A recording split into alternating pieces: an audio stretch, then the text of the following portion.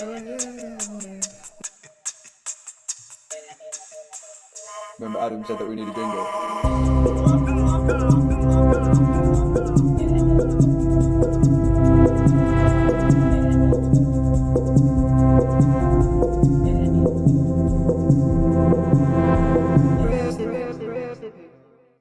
Howdy everybody and welcome to the Praise the Pickle podcast. Yay! Yeah, that's right, they both remembered this time. Good. This is the Praise the Pickle podcast, where we talk about video games and everything that we love, hate, and find incredibly mediocre about said video games. I am your host, Mr. Benjamin Watts. I have with me Mr. Daniel Watts. Hello there. Hello there. How are you? Great. Fantastic. How are you? I'm good, thank you. I'm good. And I also have with me Mr. Kevin Hart. Hello. Hello, good sir. How are you? I am pretty good. Come back from Venice. I'm now infected with diseases. So if I'm not here next week, I apologise. It takes 2 weeks, remember? 2 weeks. 2 weeks, okay. Yeah. This will be for another week. Yeah. Next week can be your send-off episode. Right. So this is the Praise the Pickle, and we talk about video games, and I'm also going to ask people to rate, review, and subscribe on your podcast platform of choice. And finally, if you want to leave some feedback, Kevin, you can do it 4 main ways. 4 main ways? Okay. You have email, which is praisethepicklepodcast@gmail.com. Yeah. You have your Twitter and your Facebook, which is Praise the Pickle. Or cheeky little Instagram, Praise the Pickle Podcast. Thank you very much. Let's just crack on with the news. Go on, Danny boy.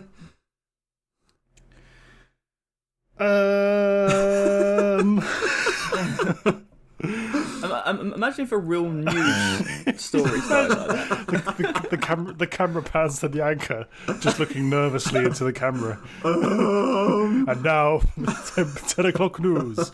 It's Jeremy Smith.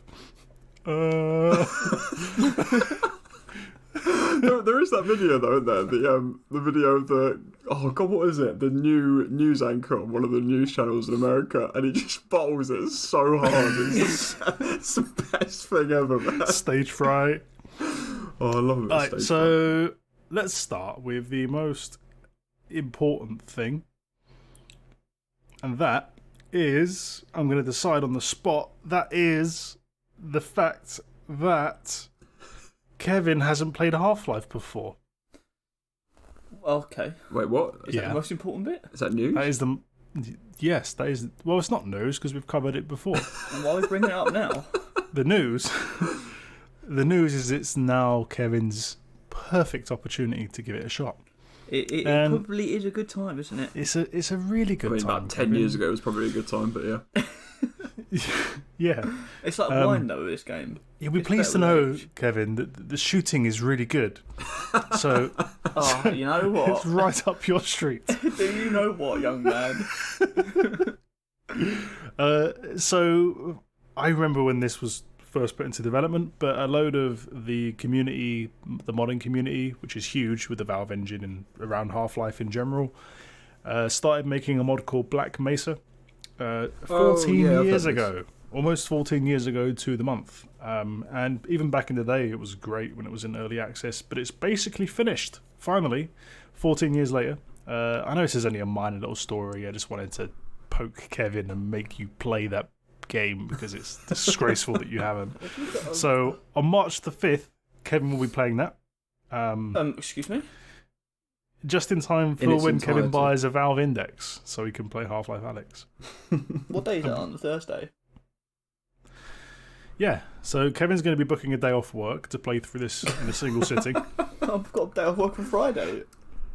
Oh, there you go. You'll complete it by next podcast. You can stretch it. I just thought it was pretty cool. 14 years of development. Everyone's kind of been asking for it. And, what is it? It's the original Half-Life game.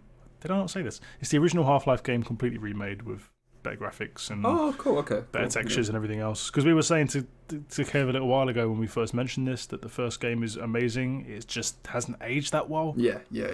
But Black Mesa might be the answer to that. So, cool. That's basically the reason I haven't played it, is because the graphics weren't up to my standards. Well, no more excuses then, in that case.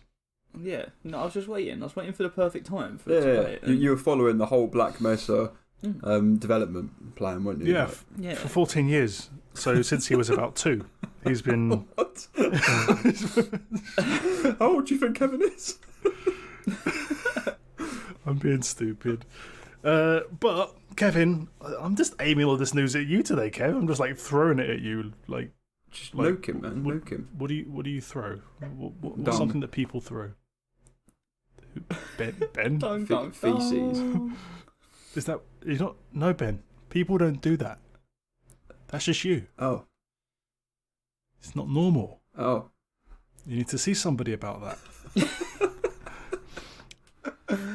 So, Kevin, your role model is in a bit of trouble. I am, aren't I? Is he now? Ben, what have you done? Kevin, you'll know all about this, I'm sure. A gentleman, I use that word reluctantly, named Kurt0411. He's a YouTuber, also a FIFA pro, by the name of Kurt Fenech, or Fenech, I think it's Fenech. He's pretty notorious and pretty well known for his YouTube presence. I think he's also on Twitch and stuff, but mainly his YouTube channel. He's just been hit with one of the most severe punishments ever distributed by a games publisher, to my memory at least, and probably to most. Did they kill him? You keep slagging off our game. I mean, that's the most severe I can think of, but okay. The most severe ever. I didn't mean the most severe possible, Ben. Oh, sorry. Okay, sorry. Yeah, go on. That would be throwing dung at him. He has had a bit of an ongoing feud with EA, back and forth for a while now, and basically he took it a bit too far, and now people are saying that it was a bit harsh and that EA have overreacted. But what they've said is that he is now banned from all EA services. So this is every EA game that has an online component to it at all. Every future EA game, the EA websites, the EA forums, everything. And his entire career and YouTube thing is based around this. So he's been completely shut down, and people are like, whoa, that's a bit harsh. What did he actually do? Yeah, that's my next question. What did he do to deserve that? Loads of people are on... God, if you'd have... So, Kevin, have you seen the video that actually triggered all of this? The main video? Latest I saw that it was taken down. I didn't actually see the video. So it has been clipped. You can still watch it in certain places. I'm going to read out the statement of EA. In November 2019, after a series of code of conduct violations as part of the EA Sports FIFA blah blah blah, in which he threatened employees and other players, Kurt was banned for competing or attending any EA Sports FIFA 20 Global Series, as well as future competitions. Since that time, Kurt has continued to post abusive and threatening messages and videos about EA employees and competitive players on social media, and he has encouraged others to do the same. His messages have crossed the line of decency into very personal attacks and breached our terms of service. We will not tolerate threatening behaviour. As a result, today Kurt's EA account will be banned from playing our games and accessing our services due to these serious and repeated violations. They go on to say, we build games and services for communities and players that have fun, creating a safe and enjoyable environment without fear of harassment and abuse, etc. Damn. Yeah, so... Can I put something out there? Go on. Just for people, in case they do listen and they do want to despise this man. He's a piece of shit. I mean, he's not great, and he's very known to be abusive and say very disgusting, horrible things. But they have taken what he has said very out of context. No, They haven't. He's literally named. He has. I've seen some of the clips, and regardless of what he's done overall, he has named individual employees at EA and called them scumbags and pieces of shit and rats and all sorts of things. And just to visualize the way he perceives them in his mind and the way he thinks of them, in one of the videos he basically spouted a load of expletives and started shouting abuse and saying F you EA and all these different people. He then pulls out an EA logo, which is, I think it's a scarf or something with EA on it, and sits there in video spitting on it.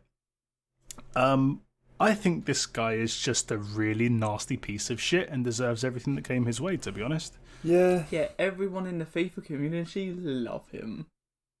Yeah, but... Yeah, but there's that line, isn't there? Like, I agree. You can shout at a company because a company is just it's an entity. It's not a person. But when you start talking about individual people, it's very different. I have no. The spitting on the EA logo is one thing in itself, right? But that in itself is fine. Kind of. Do you know what I mean? Like, it's just like, I really hate this company. Fine, whatever. Dan really doesn't like Blizzard. He'll probably find a Blizzard logo, burn it on a stake and dance around it for a bit, and we wouldn't have any issue with it. But if he started... Every Thursday, baby. If he got a cardboard cutout of, the lead developer of Warcraft 3, and then put that on a stake and burnt it, and then said, "You're next" to the person or something... Then you've crossed a line, you know. The second that line is crossed, it's not really any going back, is it? And I'm kind of happy that he's been fucked over, to be honest. Yeah, me too. And all of the people saying in the FIFA community saying, "Oh, it's unfair and it's pushing it too far." This guy was trying to build a career about being a professional esports athlete for EA. So if he's going to treat the very company that he's essentially not working for directly, but is essentially giving him everything to make him what he is, and then he's going to treat them like that, then what the hell does he expect? It's unprofessional. It's basically disgusting, childish behaviour, and it's not funny. There's nothing good or entertaining or respectable about that. And everyone's like, "Oh, it's not fair. You can't take away his entire career." It's like, fuck you. He's a fucking idiot. He deserves it. Kev, you say the FIFA community love him. Why? Because the FIFA community and most communities that EA produce games for don't like EA. FIFA community especially do not like EA at all. He is very much... He says what he believes, and he essentially just craps all over EA, which is why people like him, because he actually speaks what he believes. He never defends them. But the problem that he had is that I think he just wasn't good enough as a FIFA pro to actually compete and become very successful, so he just became a raging whiny little baby, which is how he got his name. Yeah. Right. I mean, he was... Don't get me wrong, he was a good FIFA player, and he was a professional for a reason, but he was never a professional good enough that he could actually make a proper career out of, which is probably why he turned to this. Basically, I'm guessing getting views just of being angry at FIFA. And yeah, which you can do. You can get angry at anything, Yeah. I mean, I never get angry at games, but some people... Angry Joe Show is famous for just doing really hypey, kind of negative, stupid, aggressive reviews, but they don't ever cross the line of being disgusting and disrespectful. Yeah. You know? Oh well, sod him. But also you have to understand. Yeah. All you have to understand is that a lot of the FIFA community that watch these kind of people are of the younger age. Like you. And yeah, obviously. Which makes it even more disgusting shortly when he's saying stuff like that and spitting on logos and making threatening comments and his audience is young. That kind of stuff. Yeah. That's the problem. Yeah, but he's playing up to that, and that just makes it even more just awful. He's just a bumbleclot, and he shouldn't Yeah, he is. That's exactly what he is. He deserves everything that he got, if not 100%. More. Yeah. God, I just can't believe that people are trying to... I just can't believe it. It's the very company that has made him what he is. I get that it's cool to hate EA. It has been for a while now. Like, EA bad, it's a meme in itself. But that's just crossing the line, man. So... Ha. Yep, sod him. I look forward to watching his PES career take off. Oh, he did a diss track as well afterwards, which was just cringe as hell. I didn't know that. Oh, God. Yeah, well, the funny thing is, he didn't do it, and he's got quite a strong accent, right? I'm not sure where he's from. But he hired somebody else. Something like that. It's some sort of European accent. But he hired somebody else, right? So the guy that got banned, Kurt, he's like a white European guy, and he's hired, I believe, this black rapper dude to make the entire track for him. But because Kurt isn't a rapper himself, he's also said that the guy has to rap it for him. And not only that, but this guy has to rap it in Kurt's voice. So the video starts. The video, basically, it's a whole video of this rapper trying to imitate, do an impression of Kurt rapping, and it's awful. It makes no sense, and it's absolutely dreadful. I need to see this, man. Yeah, all right, I'll send it to you. But then I'm part of the problem, man. I can't give him more views. Oh, one extra person. Who cares? I think the algorithm will take thumbs downs into account. Yeah, his career is definitely going to peter down. Definitely. Well, yeah, I can't imagine him. He's screwed now. No, like that's the problem with these FIFA people is that this is the same with loads of things. Like, same like Fortnite streamers, for example. They move on to other games, they lose. What was it? What's that really famous one? Ninja? No, the one who plays loads of different games. You know, you can get a Ninja pop. Shroud. No, not Shroud. Shroud. Everyone should love Shroud, man. He can play whatever he wants. But there's another one. I can't remember his name. The one that he plays in front of a monster fridge, and he has Summit 1G. Summit 1G, that's the one. And he was talking about the fact that the second he switches from like Fortnite, for example, to Sea of Thieves or something he actually enjoys playing, his viewer count audience halves or something. Not even halves. Like he gets like 90% of his viewers leave, and it's just like it's so hard, isn't it? You just get locked into that game which is why you want to see. You know, which is why you can't blame Shroud and Ninja and some of these other streamers for moving away from Twitch to Mixer.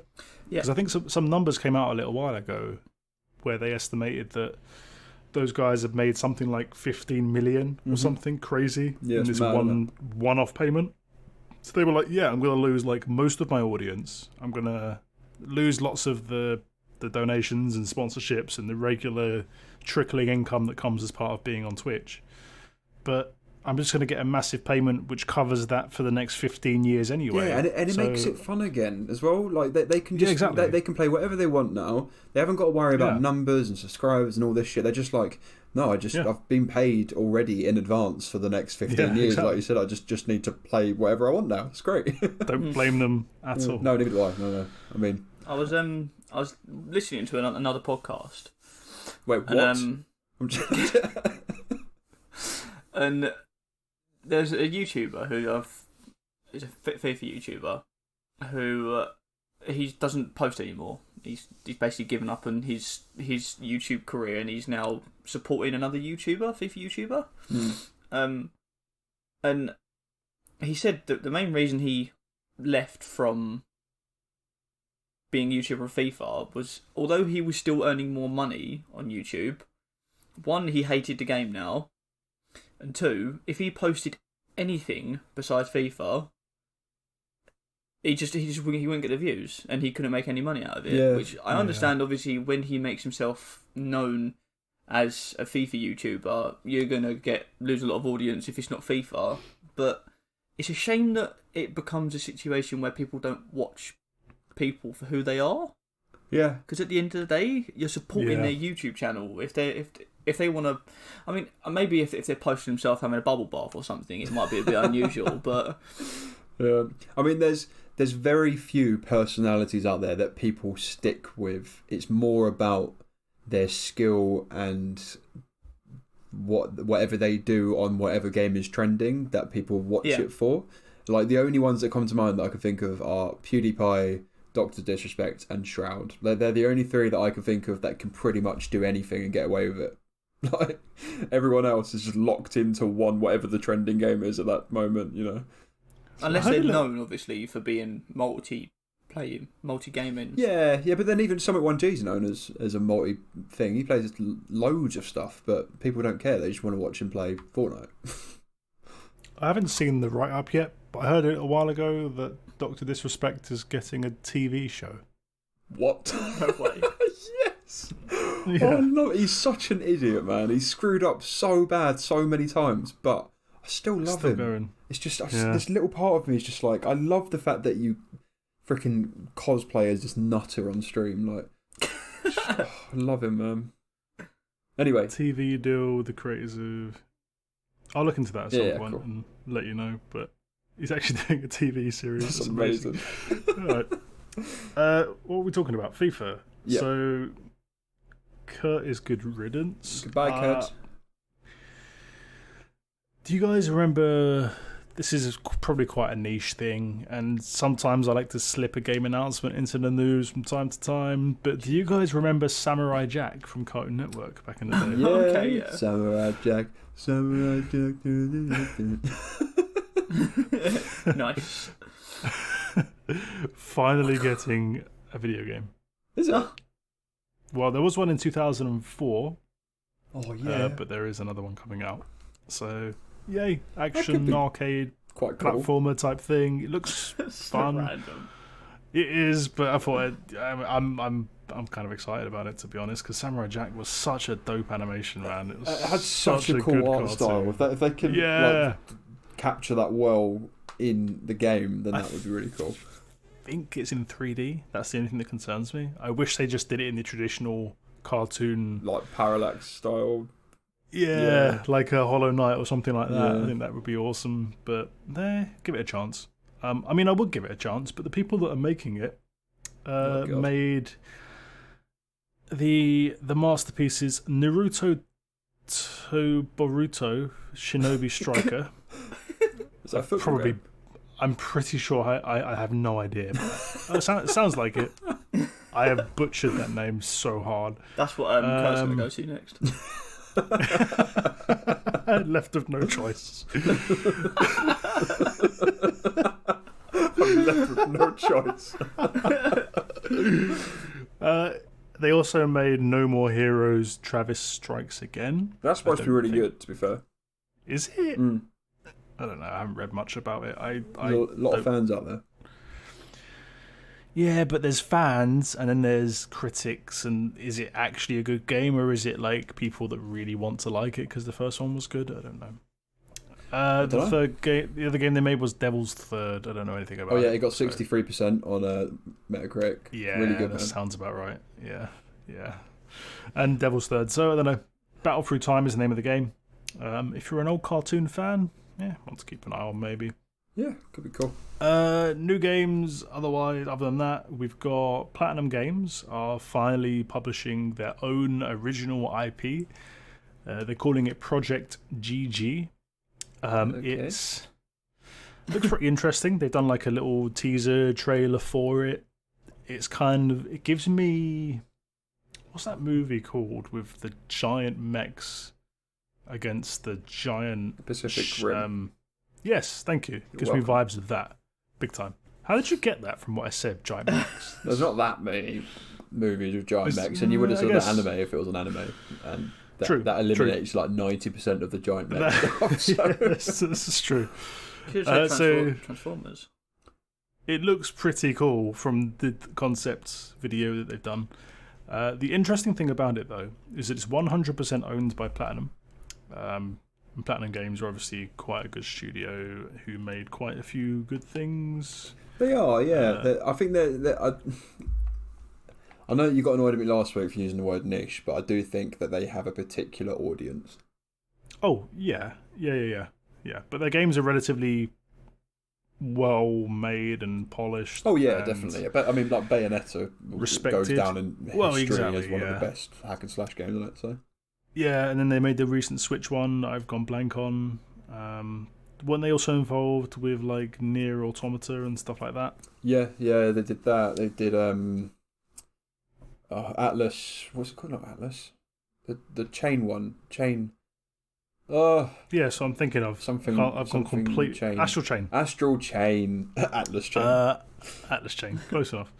And they did Vanquish. They've done some pretty cool stuff. Yeah. And it would also explain why they re-released Vanquish and what was the other one? Was it Vanquish and Bayonetta? Bayonetta 1, Twin Pack or something? Yeah.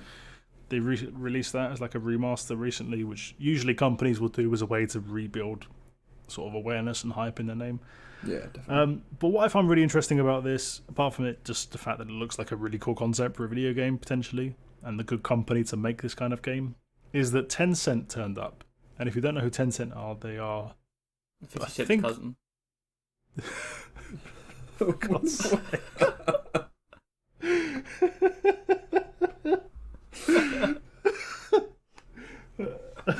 Little cousin.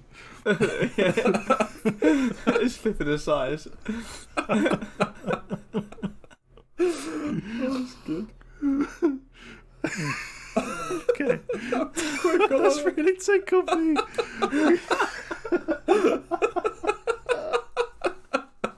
I've got the giggles. Okay. I'm getting so hard right now, man.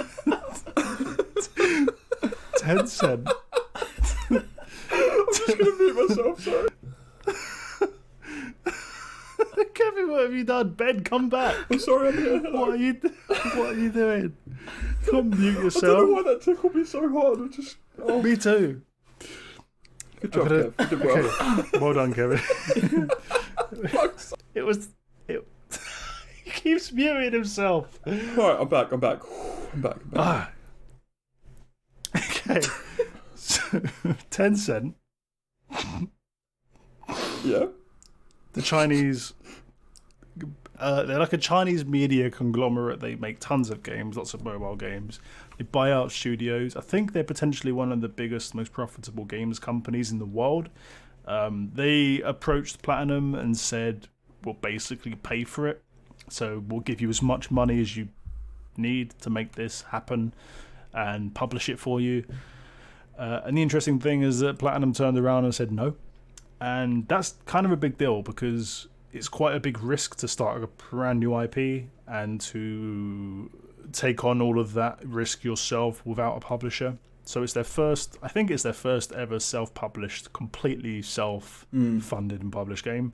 So much so that they're opening a brand new studio, 100 people or so, I think it might be 150, in Tokyo, just to build this. I think, and I think that's really cool. It is. I think that I imagine that if you look at their history of games, I think they're pretty much at the point now where they want to become their own development / production studio. They want to be able to publish their own games now because they're like right on the boundary, aren't they? Yeah, they're sort of they've released a lot of really successful games, and they're just like, what, we don't really need a publisher. We can do it ourselves. Why would we let? I know Tencent will give us the money for it, but why?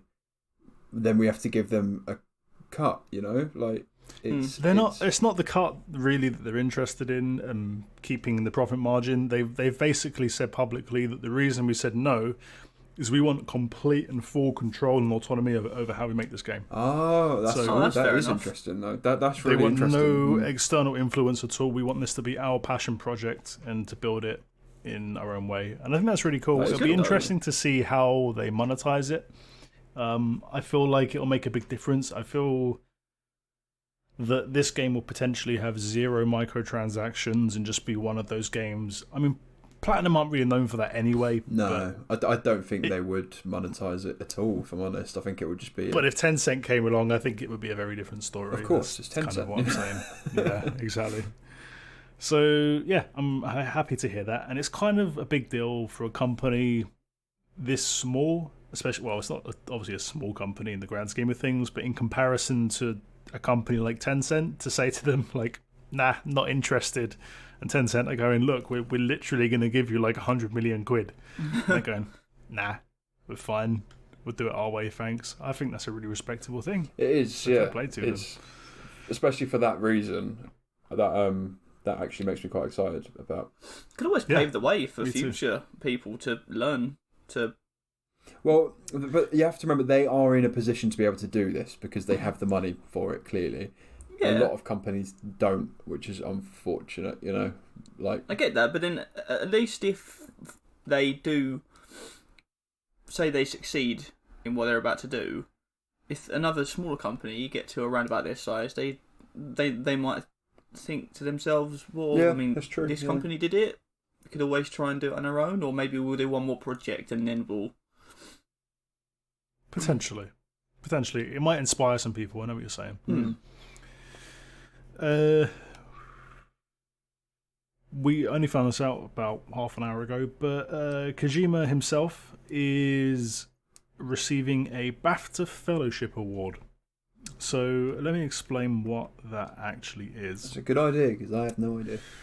So we know what the BAFTAs are, right? Usually it's associated with movies, yeah, for the most part, or TV.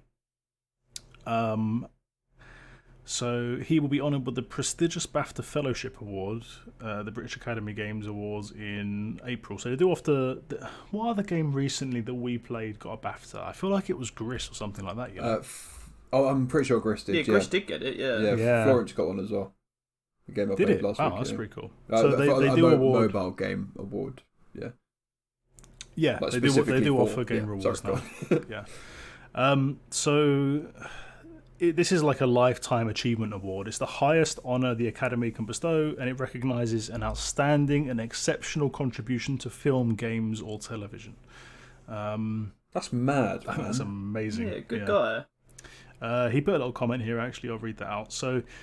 He says, "Thank you very much for this precious BAFTA Fellowship Award. I am very honoured and would like to take this moment to reflect on the many predecessors that came before me. I deeply respect their contribution to entertainment, whether in movies, television, or games."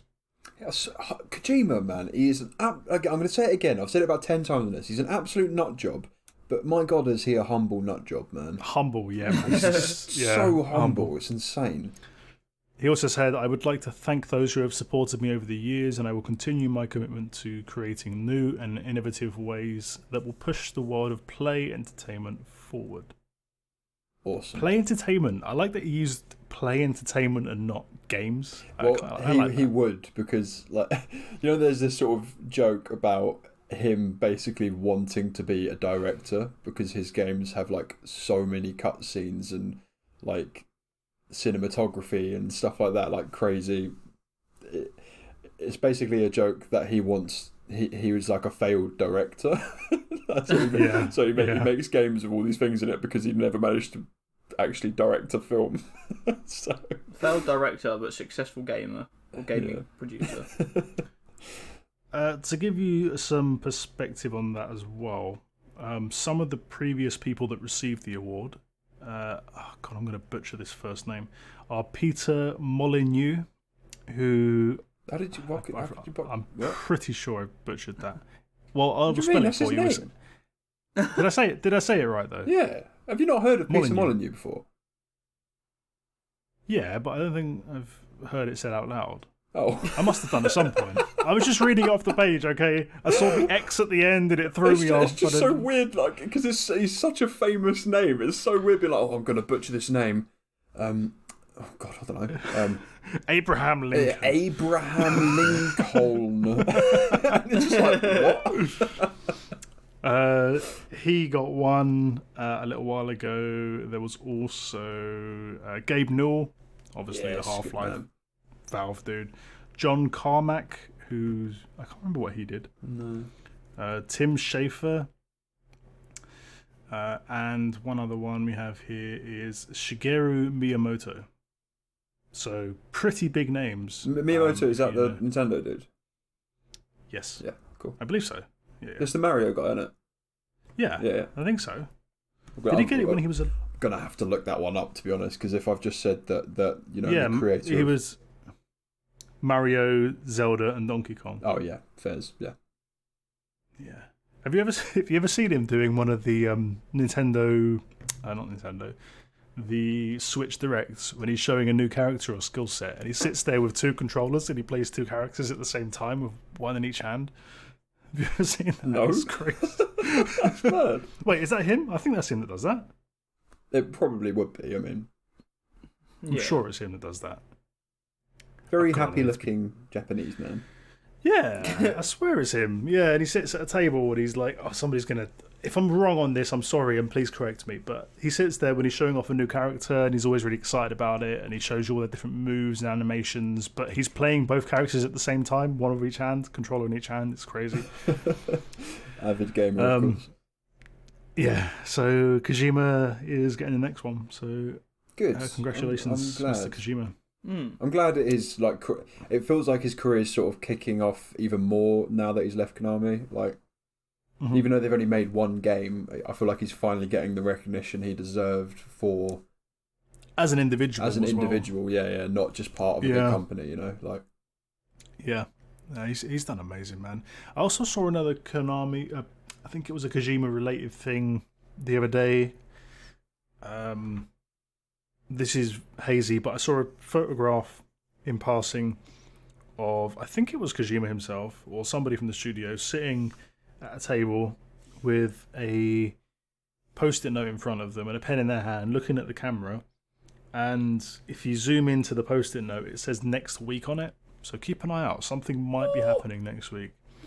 I want to know what their next project is, man. I don't. Silent Hill, maybe. Don't. I've seen a lot of Silent Hill things recently. Yeah, lots of teasers and rumors, and the name is in the public consciousness a lot more at the moment. Yeah, so, in the air. Man. It would make sense. Yeah. It's floating in the atmosphere. Speaking of Konami, actually, the creator. It's a bit of a sad news. I'll get it out of the way because it's worth mentioning. Because Hashimoto. He died. Sorry, you can't say Peter ago. Molyneux, but you managed to get that one out. I'm hoping I didn't butcher that. He has died quite young at the age of 61, and he is most well known for being the creator of the famous Konami code. Go on, pop quiz. What's the Konami code? One of you must know this. Up, up. Down, down. Left, left. No! Oh, right, left, left. No. Right, left. So close. Left, right. Yes. A, B. Oh, no. B, A. Oh, yes. Airlines. Close enough. That'll do. He's famous for making that code that I was going to say most people know, but hey-ho. The code was made famous in, I think the first game that it was revealed or shown in was Gladys. No, it's not Gladys. What was it called? Gradius, it was called even. It was an old arcade game, and it was implemented into the game because the developers, or he, when he was making it, wanted a way of going into like a development mode. I think it gave him an extra life or something like that. So if he needed to get an extra life because he was testing or whatever, he put this code in. It needed to be easy to remember for him, but it didn't need to be published. It just needs to be hidden in the code somewhere. And obviously somebody worked it out one day, and it became really famous. And to this day, we're seeing it in all sorts of places. There's Easter eggs for it in tons of different games. In loads of other games, it'll give you extra lives and different cheat codes and things like that. Even the Bank of Canada website uses it as a little Easter egg as a tribute to him. So many people have tributed this code because he's one of the founders in Konami, you know, who are a big deal. So he has passed. Who was he to Konami? Good question. He was one of the founders. So I was only curious because everyone just keeps saying the creator of the Konami code died, but I didn't know what position. Well, he was with Konami when it was a much smaller company. Good question, actually. I don't know, but I want to say he was obviously he's known as being a veteran video game developer, so he himself was a coder and created games. But I think he was probably an exec somewhere in the company. Somebody's going to hopefully message in and be like, "You idiot! He was like the CEO." He's a former worker. He didn't work there anymore.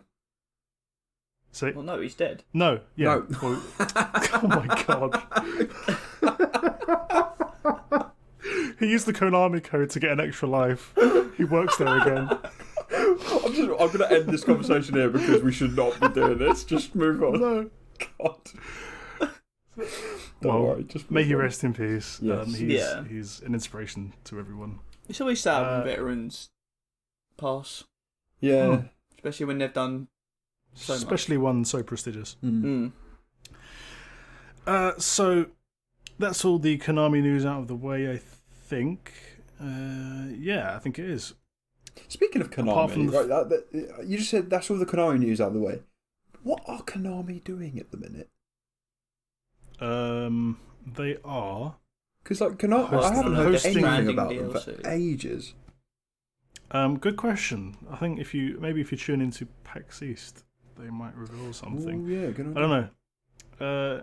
I have no idea what they're doing at the moment. Actually, nothing pops into mind, which indicates that they're. Didn't you say that they were making a scary game? They're potentially making a Silent Hill. I don't. They've confirmed it unofficially, but not on their public channels. I think it was just in conversation. So that's true. Actually, that is one of the things that I think they're doing. We don't know if Kojima's involved with that, but very well could be. And also the original Silent Hill 2 art director is potentially involved with that. So yeah, good point. Kojima Studios are pulling out of GDC, which is the Game Developer Conference. Massive events where lots of the companies and studios, and especially good for lots of new talent, they'll get together and network and all that. And I think the rumour was this was where PlayStation might reveal their console finally. GDC is the development one, isn't it? The Game Development Conference. Yeah. Okay.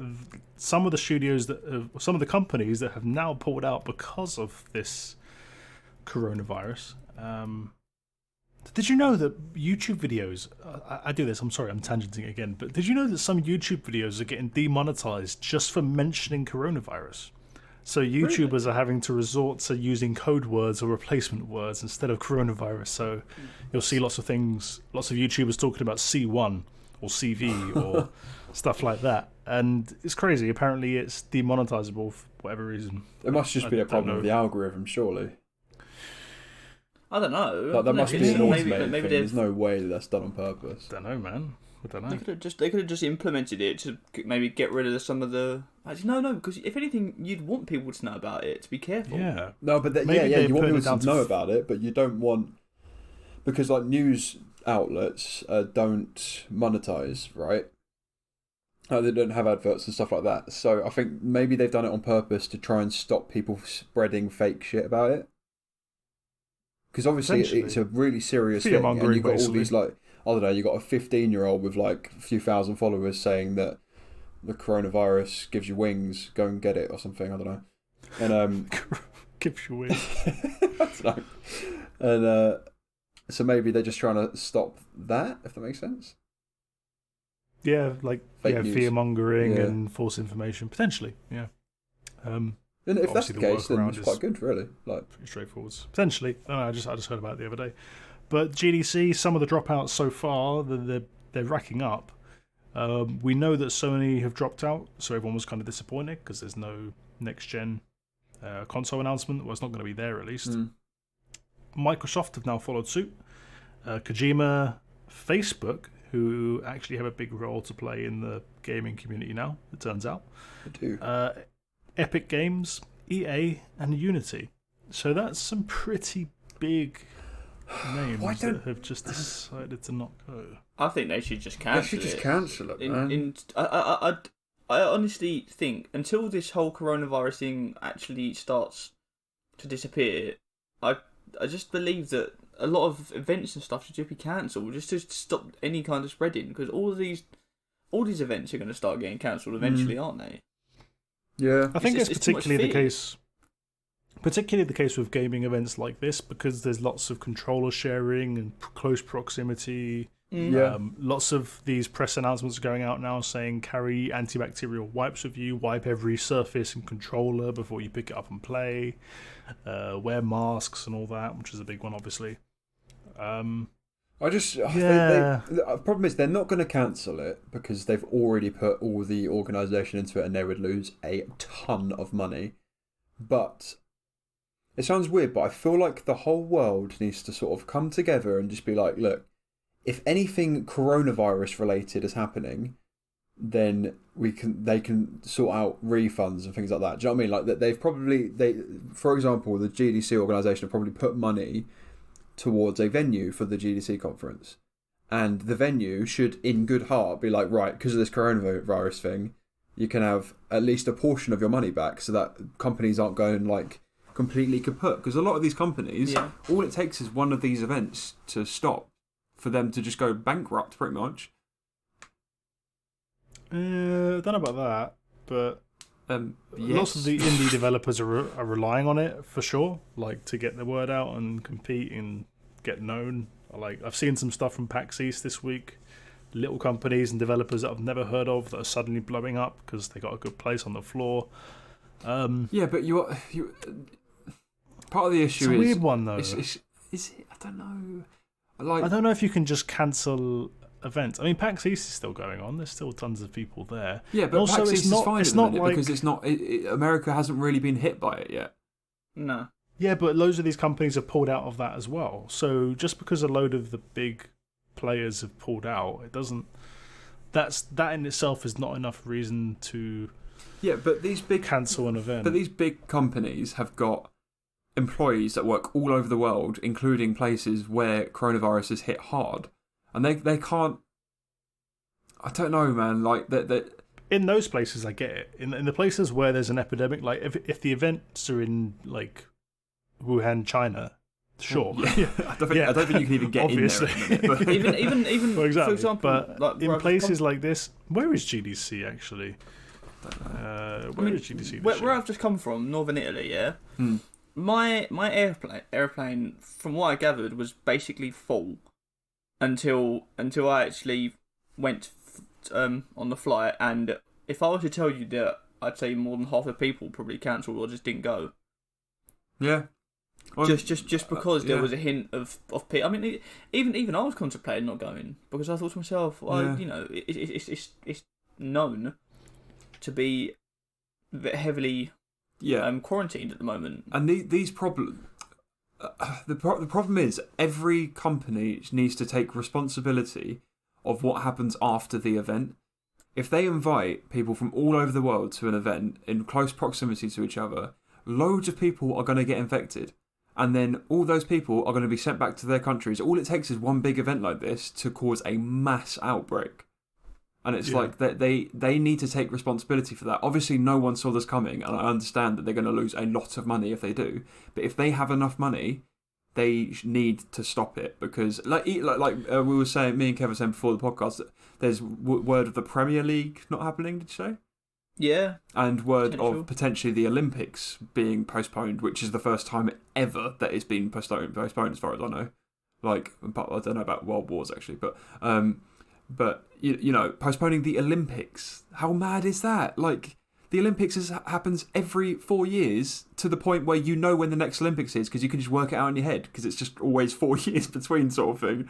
And the idea of it postponing so that it will now be on an odd number is just so bizarre. I can't even fathom it. It's so strange. But, you know, if they can do it, these game companies need to do it as well. They need to respect the fact that this is people's lives they're playing with now. It's not just money. I don't think it's about the money though. I think a lot of it is about the perception of what's going on as well. I think if all these big companies and all these big events, they just started to cancel anything that was a collection of people in one place, that is like the most fear-inducing thing you can do for society in general. So suddenly everything that you were supposed to go to, every social event, every seminar, every lecture was just cancelled because of the potential of a virus outbreak, then you'd start to freak out a little bit. You'd be like, what do they know that I don't? Hold on a minute, this isn't good. Yeah, I get that as well, yeah. I mean, and that being said as well, so GDC is in San Francisco. And a few hours ago, The Verge published an article saying that GDC have now publicly announced that they are indeed watching they're assessing the situation very carefully, and which implies that they would consider cancelling it if it gets to that point. But San Francisco hasn't had a single reported case yet, so it's not like it's in a dangerous area. But that's not the issue. It's not about where you are. It's the people coming in and causing the issue. Yeah. But what do you do then? Because obviously it's a complicated problem. It is very complicated. You can't just stop people from travelling to events because of the very small chance that they might have the virus. Yeah. Like, airports around the world should be testing for sure. I think Kevin, you said that when you were on holiday last week, they were doing some sort of test. Weirdly enough, on the way to going into Italy, they tested our temperature. Coming out back into England, they didn't test our temperature. Because they don't care about us. We left the EU. Apparently not. They went through a Brexit, send them home. There was nothing though. There wasn't even like a hint of any kind of test. It was very surprising. I mean, we just walked through and we were like, a big part of the issue though is that you are infectious 1 week before symptoms start, and all of the point of care tests rely on symptoms. So they all rely on. So the common one that you'll start seeing now is an infrared camera, and they basically sell it to see whether you have a fever before you, like, just through a camera. So there's some in Japan, I think, where they have them. No, South Korea even, where they have them in like all offices and stuff. And so whenever you walk in, like past the security gate sort of thing, it shows whether you have a fever. And if you have a fever, they will not let you in the building, basically, and send you to the nearest point, the actual test place. And the test itself takes a day for the results to come back. There's no real way of testing. The only thing that they can do is do a symptomatic test. So if you have a fever and you have you can't, what would they call it? Breathlessness and stuff like that. Then all the symptoms, at that point, they'll tell you to self-isolate and go to the nearest, or get someone to come to you and have an actual test done. But then it takes, I think it's 24 hours for the result to come back as to whether you actually have the virus or not. So there's not really much they can do for non-symptomatic people that are still infectious. And that's part of the reason why it's spreading so severely, is because if you were only infectious when you were actually symptomatic, the spreading would have been minimal, very minimal, because people wouldn't be out and about when they're sick and stuff like that. But it's because it's when you're not symptomatic it spreads. It's pretty mad, to be honest. It's kind of scary as well. It is scary. It's I mean, one thing I've done quite a lot of reading into this, and it's we spoke last week about it being a flu virus. Was it last week? Can't remember. But basically, they reckon by June they're going to have a vaccination ready, sort of thing. By June, yeah. Wow. So just in time for EGX. Don't worry about it. Not EGX. Well, this is what I was going to bring this up, because you're saying that they should cancel all these events, but we're still kind of hyped about going to EGX Res in a few months. But if they cancel it because of the coronavirus, I wouldn't be upset. No, but that's the point. The situation that we're in with EGX, although it doesn't attract as many international people, it still does attract quite a lot of internationals. And what's the difference? Like, why? If one event's going to cancel it, surely they should all cancel it, and then suddenly you've got no movement at all, and everything falls down. No, I do agree. I don't think cancelling everything is the right thing to do per se. I think every single individual situation needs to be analysed quite strictly. Like that's part of the issue itself. Like, it should almost be like, if you're travelling in from these countries, we would prefer, for example, if they had tickets booked from someone from mainland China, they might consider not barring them, but basically saying, don't come, here's a full refund sort of thing, and free tickets to next year or something. But do you know what I mean? Like, sort of cater it individually as opposed to thing. And it's a really hard situation, because the outbreak's already started and it's going to happen, and it's horrible. But it's like, I don't know what else you can do, because this is we're basically having a World Health Organization chat right now, and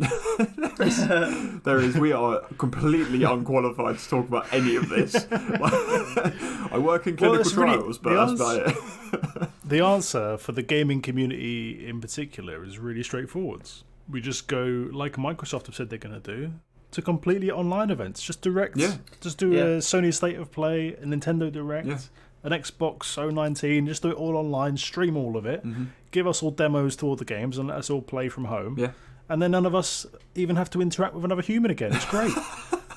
I mean, part of the... I feel like... Because we were talking about everything going online, like you said, with E3 changing to an online format instead. And I feel like that would be a really cool thing if they did that with all of these places. They all just went, all right, sod it, we're going to lose a lot of money by scrapping the venue or whatever.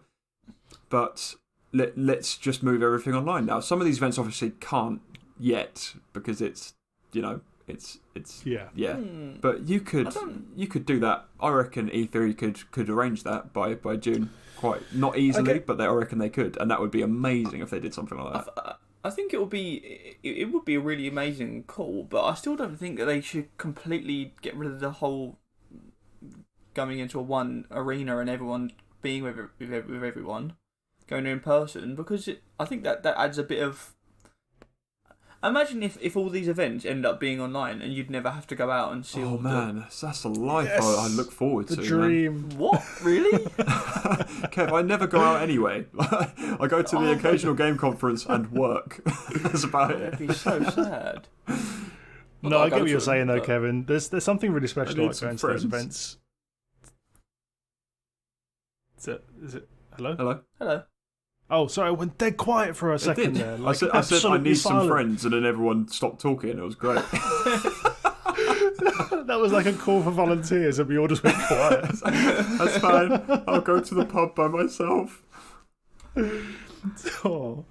I know what you're saying, Kevin. There's something really special about going to those events and seeing everyone dressed up and playing and laughing together and all that. There is definitely something nice about that. And one of the things that they would need to do if they did more streaming-focused events is some level of interactivity. And some stuff that they do now just would not work in the online format. Like, I watched the Gearbox stream from PAX East last night. Yeah. Oh, that was cringy, man. that hurt to watch. I could kind of see the appeal if you were there in the audience, like near the front somewhere, kind of fun maybe. But there was they did a giveaway to one person in the audience. Rather than giving, they had like a massive stack of like Borderlands merchandise and what's his name? Randy Pitchford came out on stage, picked out Harrison. Some random. Yeah, Phil Spencer came out on stage and gave all of this merchandise to one person, just like stacked it in his arms. They made a whole thing about it like it was a magic trick and all. It was nonsense. It was stupid. But he gave it all to this one guy, and it went on for about half an hour. And everyone in the audience was like cheering and playing along and stuff. And sitting at home, I was like, just show me some fucking games. Jesus Christ. This is so boring to watch. Yeah, but the cringe compilations, man, come on. Well, the entire Gearbox event started with a completely random proposal. Like marriage proposal.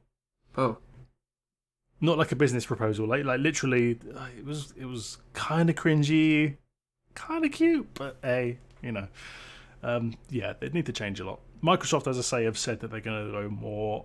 They're potentially going to do all of the events that they were going to do at GDC, all of the panels and stuff, but they'll do them via stream instead. Yeah, which is good. I mean, most of the companies have the facility to do this, but the companies that would suffer would be the indie companies, which is a massive issue.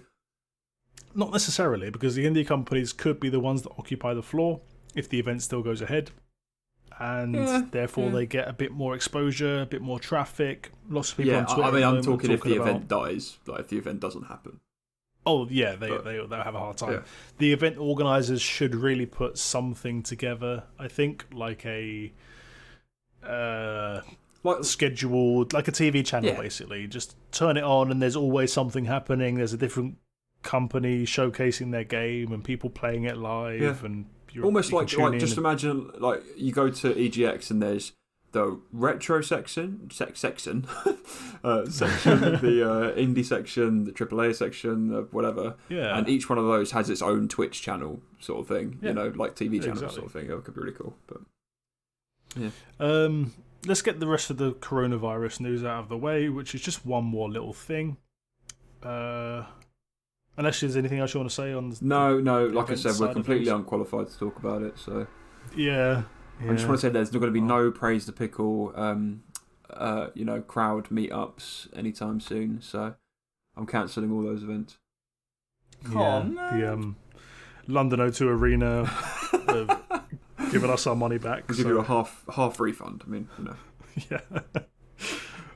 So the only other coronavirus related thing, which seems to be a running theme at the moment, and I'm not quite sure why, is that the Plague Inc. game that we spoke about when coronavirus was first a thing, which is a pretty old game. It's been out for several years now, 2012. It's 8 years old. Wow. I remember when this came out. So it's a virus, bacteria, plague simulation game where you adapt your virus and try and cause it to spread across the planet and wipe out the globe as quickly as possible. The initial news was that the company had to put out a press statement because the sales of this game had shot up so much in China after the announcement of the real virus. We spoke about it before, didn't we? Yeah, we spoke about this bit before, where they said, listen guys, this is not a scientific application, it's a game, and none of this is realistic or informative. Please don't use it to sensationalise real world issues, basically. It's actually just someone, like, God's playing this game at the moment. Someone higher up above, and he's like, I'll stop the coronavirus here. He got bored of playing Civ 5 and just decided to play this instead. Just picks it up on Steam and it's just like, I'm going to call this one the coronavirus. Wuhan City, we'll try it there, why not? Well, this is the funny thing is, lots of people when they play this game do start in China because of the dense population. It's a really good way to start the spread within the game very quickly. So that does make sense. But the most recent news is that it's now been removed completely from app stores.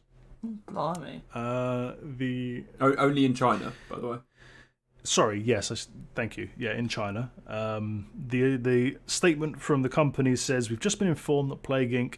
includes illegal content in China and has been determined by the Cyberspace Administration of China as illegal. Cyberspace.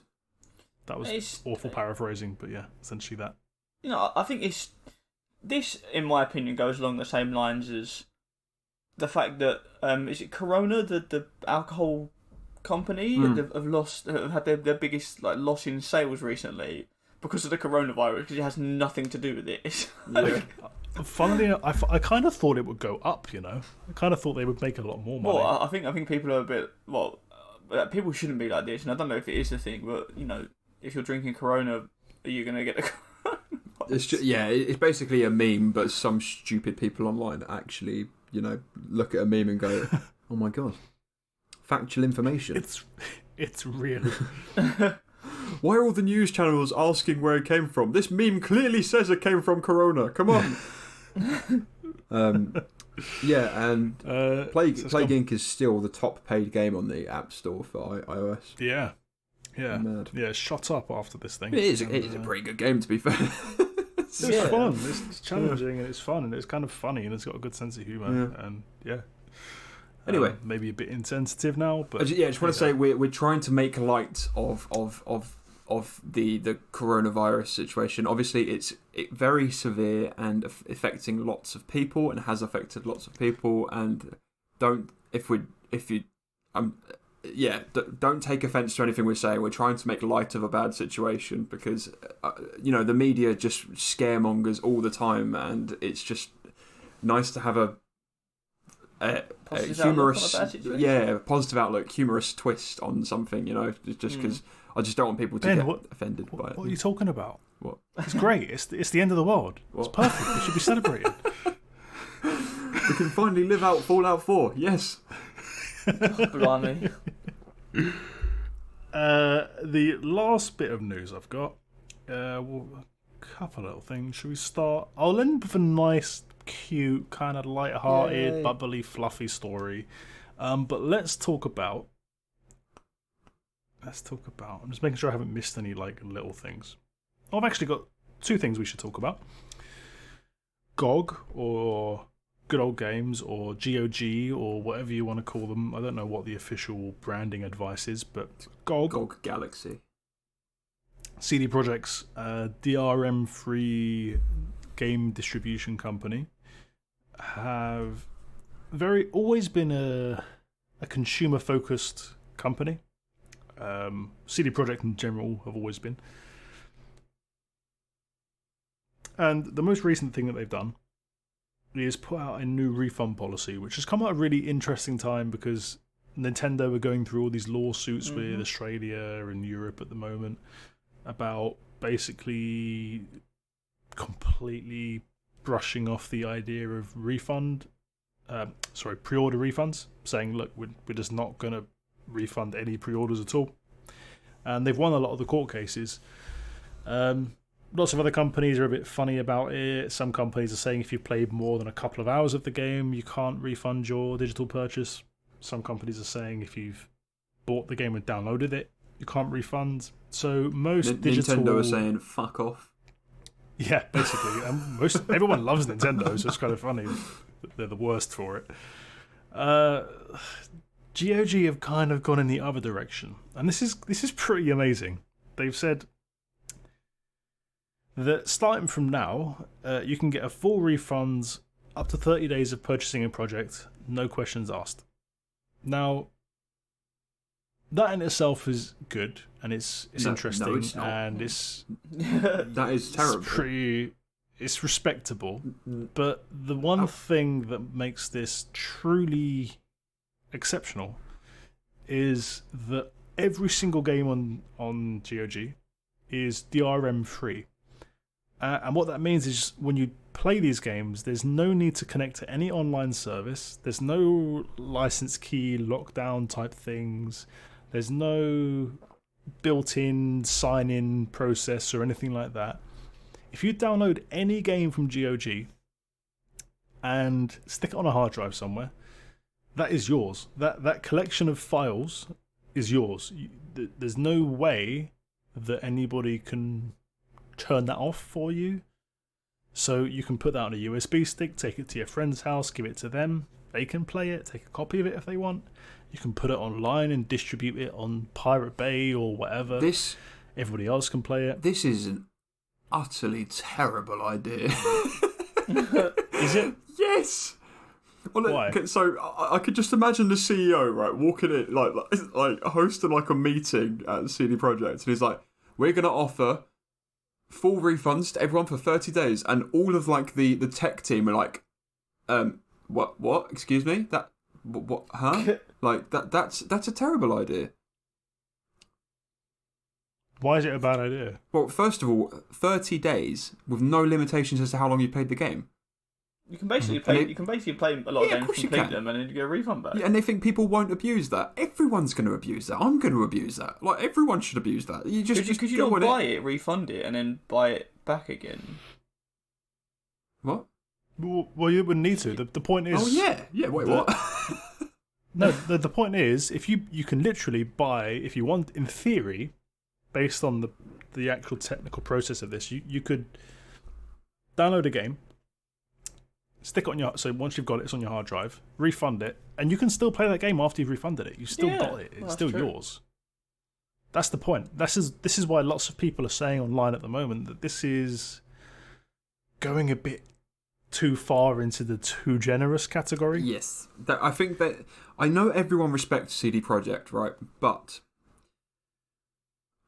I think they have a bit too much. Either they have a ludicrous amount of trust in their audience that they won't do this, or they actually have a plan up their sleeve and maybe they are moving away from DRM. But that's their original sales pitch. It's the DRM free thing. So it's kind of like, I don't know. Okay, so remember a little while ago we spoke about how, I think it was last week actually, how CD Projekt, who are now the second biggest games company in Europe, after, what is it, Ubisoft, they So I looked into this a little bit afterwards. They do own GOG. GOG is a subsidiary, like a smaller company within CD Projekt. So it's not the other way around. GOG don't own CD Projekt. Yeah. Basically. However, I also looked into some of the profits and how much money GOG has made. Now, bearing in mind, not only do they take games and negotiate and put tons of work into negotiating and striking deals with other companies and developers, they also rebuild, recompile, not remaster, but make old games compatible for new systems, which takes a lot of work itself. They put tons of work into keeping this operation running, because the whole ethos at the very core of it is being DRM free, right? People should own what they buy, full stop. No questions asked, none of this nonsense. And we've seen a lot of this other stuff recently where, so for example, a couple of months ago, it might even be less than that, GTA 4 got taken off Steam, for example. And there's lots of examples of that. Games just disappearing so you can't play them anymore. So maybe you haven't downloaded it, maybe it's got some DRM built into it, and the studio just goes, we're going to stop supporting it for whatever reason now. Maybe an old song that happens to be in the game somewhere, the license or the royalties for that song have been passed on to another studio. That's what happened with GTA, wasn't it? It might. I don't know if it was that. It might have been, actually. I think it was. I think it was the car radio thingy. There we go. That's all it takes. Yeah. All it takes is one big music publisher to go, sorry, until we renegotiate this license cost, then you can't play that music publicly anymore, and that's it. Problem is messed up. Now, GOG, considering the amount of work and the passion that they put into this project, that part of the company made something like £8,000, I think it was, last year. Yeah, that's mad. They make no money at all. So you got to consider that they've not made any money for a long time. They probably don't plan on making much money in the near future, and all of this is a kind of community-focused, consumer-focused thing. And obviously, they still have some clauses in there. Like, in fact, I will read the statement because I think this kind of covers their point of view on this. We trust that you're making informed purchasing decisions and will use this updated voluntary refund policy only if something doesn't work if you expect it. And end quote. They're not going to ask you why or force you to try and explain why you need the refund or want the refund. You can basically just press the refund button. It does it. So they're just saying that you should only really use this if it doesn't work. But in theory, you can use it if you don't like the game as well. Yeah, but the key word in there is they trust. That they're trusting people, and that. But sorry, go on. Finish what you were saying. Go on. Quote: "This is why there are no limits, but instead we reserve the right to refuse refunds in individual cases. Please respect all of the time and hard work put into making the games you play, and remember that refunds are not reviews. If you finished the game and didn't like it, please consider sharing your opinion instead. Also, please don't take advantage of our trust by asking for an unreasonable amount of games to be refunded. Don't be that person. Nobody likes that person." End quote. Oh, come on. Like, as if people were going to listen to that rubbish. Would you? Well, I'm not... It depends, because I'm not most people. Most kids and stuff are probably going to be right up on that street of wanting to get a refund. I reckon most gamers in the community and most people are generally good and respect developers. I think you're going to get a tiny percentage of people that take advantage of this policy. And it's not a new thing. There's always been a 30-day refund policy in video game stores. And if it didn't work and it was a problem and people could take a game home, finish it, take it back, get the money back, and just keep doing that over and over again, then that policy wouldn't exist for such a long time. Does that make sense? I know what you're saying. I just think they're going to get... The issue is... have you got another news story about this? No. Okay. So, I've also read that they haven't asked a lot of the developers that have their games on the GOG Galaxy about this refund policy. And they're the people that are going to get fucked over. Like, GOG clearly is a community-focused thing and doesn't care about money and stuff like that.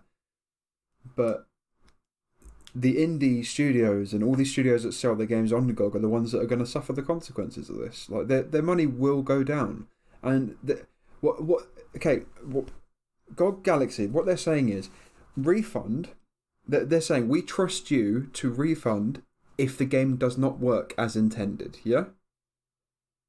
Yeah, so but they're also kind of implying that you can just get a refund, no questions asked 30 days later. If you don't like it, just get your money back. Yeah, they're saying they trust you to only refund if it doesn't work as intended. If you finish the game and didn't like it, write a review instead.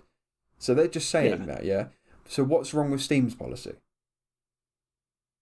Steam's policy, you can't get a refund if you've played it for more than, 2 hours, I think it is, full stop. So that covers that. That covers the... Yeah, I think that's a pretty good... if it doesn't work, then you refund it. Like, on some minute cases where it breaks at the end of the game sort of thing, but most of these games can get patched to fix anyway. That game me and you played, Ben, when we were around yours, we tried to play, that they couldn't get the screen to work. Oh, yeah.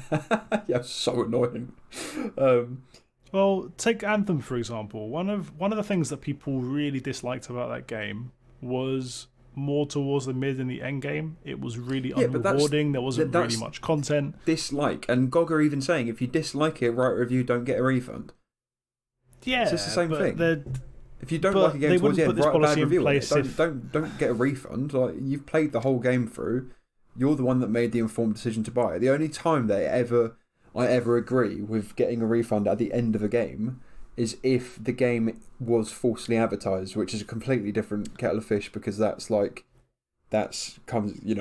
enters the realm of false advertising and law and stuff like that. The thing is, right, like, the games that are on GOG are generally not going to be online service games, obviously, because none of the games they're all on DRM, GOG have DRM. Every game, such as Destiny or Division or any game really that has a big online component, isn't going to be on there. It's going to be mostly single player games, right? Yeah. So pretty much all of those games you can get on a torrent website anyway. They already exist out there. Like, if you were that way inclined and you didn't want to pay for your games and you wanted to take the piss and take advantage, then you could just go and torrent them. Like, it's maybe a little bit more fiddly. Some people might have that bad intention in them, but if they're not smart enough to know how to do that, then... Yeah, kids will not know how to torrent these days. Like, yeah, I barely know how to torrent these days. I don't know how to torrent anymore. I don't know any proxy websites or anything. Like, not that I've ever torrented in my life. I think you're underestimating... I think you're underestimating how capable kids are if they want to get free stuff. Like, it's not that hard, really, if you go looking. Well, they just go ask their mum. Yeah, something like that. But okay, I have no... If they want to do this, man, whatever. But my issue is that the policy is basically exactly the same as Steam. It's just not strict. I think this is amazing for GOG as a company, and I think it's amazing for developers, and I really think it encourages people to put out good quality, finished, polished games as well. In the long run, I think this is a really good idea. I can't see how this is going to negatively affect. Can you not see what I'm saying at all? Of course I can. Yeah, no, I see what you're saying. There are going to be some people that abuse it, but as soon as it gets to the point where somebody's... No. The abuse thing is, like you said, it doesn't matter. They're all on torrent websites anyway. It doesn't really... Whatever. My issue is that they've basically done exactly the same policy as Steam, but just said, we trust you to do it correctly. Like, why not just put the same restrictions on it that Steam does? I don't get it. Because there have been so many examples of people that have played for 2 hours and 5 minutes and said, I really, really don't... I wish I hadn't spent my money on this game. It's a waste of time. Maybe increase the time limit, or they might make the refund policy so ridiculously hard and annoying that people might want to do it. It encourages people to... There's two sides of the coin as well, Dan. Like you're saying, it encourages developers to put out really good games, yes, but it also encourages people to not give games as much of a chance because they know they can just get a refund on it, and they're just like, eh. Whereas when you spend money on a game and you know you can't get a refund for it or anything, like you invest in that game because you want to know that you've got your money's worth out of it. That's one point of view, but look at it from the other angle, and what this might do potentially, especially for indie studios, is make people go, you know what, I'm going to take a risk on this game because I usually wouldn't, because I don't know if I'd like it. I've only seen a few screenshots and maybe a couple of gameplay clips, so I would usually just brush over this one. But the fact that I can get a refund if it's really, really shit means I'm going to give it a good go. Yeah, but you could do that on Steam. Yeah, but at least this way you still get more of a chance. Yeah, I don't know. This way you have complete autonomy over paying for products that you genuinely think are worth paying for. And I think that's a really good thing. It's also the same reason I think studios should put demos out more often. People should be able to play things. People should experience gameplay of a game before they're forced to put their money in. We've seen so many examples of like E3 downgrades and these awful fake, manufactured gameplay clips of games and people but again, throwing money at entering the realm of and false not getting a advertising chance now, which is a completely different case. I'm just talking about you buy a game and you didn't do enough research about it and it's not what you thought it was, or it's not good. But it's not about the research, it's about your subjective experience of the game compared to what you've seen online. Okay, so if your subjective experience of a according game... to all of the online research and all of the reviews and all the stuff that people... It's the best game of everything that people put out there, it was amazing and it was worth your money. If you couldn't take that game back to the shop, you would be pissed. Well, you would have been very pissed. No. So I would have got it on Steam, right? And I would have refunded it within 2 hours. And it's fine. No, you wouldn't, because you said you played more than 2 hours ago. I lied, Kevin. I played about an hour and a half. But that's pretty close to the mark, is what I'm saying. It might have taken you a bit longer. And suddenly you're like, I've got this £50 game sitting in my library that's utter garbage and I hate it. Even though everybody else said they liked it. I absolutely hate this. I'm the one that has spent... No, it's not your problem. It's my problem. I didn't... No, it's not. How is Some that people not my just problem? don't like... Why should you have to pay for something you genuinely really, really hated? Why should you have to? Okay, so why should you not be able to get your money back for Anthem because you've played 3 hours of it, or you got to the end game content on a £50 game and realised, oh bollocks, there's no end game content at all. So I've wasted think when my you walk money out of the cinema, if you didn't like the film, you should be able to get your money back? Oh, that's true. I have thought about this. I have thought about this. I think it's different because you're not purchasing something for yourself. You're going to experience something. Well, like if you buy a DVD or a Blu-ray, yes. If you pay for a movie to keep it forever, and then you realise that this thing that you've purchased, which is supposed to be yours in the modern day of digital licenses, that's a vague concept now. But you've bought something for ownership, and suddenly you don't want this thing anymore because it's rubbish. Yes, you should be able to send it back. And it's not like you have unlimited time. It's not like you can, in 6 months' time, just sell your entire library back. You've still got to play it and experience it first and give it a go. No, that's not that. It's never works like that, ever. If you open the seal, I know, on a and DVD, they're doing something different. Yeah, and there's a reason it's been like this. Is because people take the piss, and it's not just that people take the piss. There's no reason for it. You can't say we trust you to only get a refund if the game is not working. Then just implement that then. If the game's not working, just implement it so that it's if you played it for less than a few hours, then you can refund it like Steam do. There's no issue with that at all. I don't understand the purpose of this. I don't get it.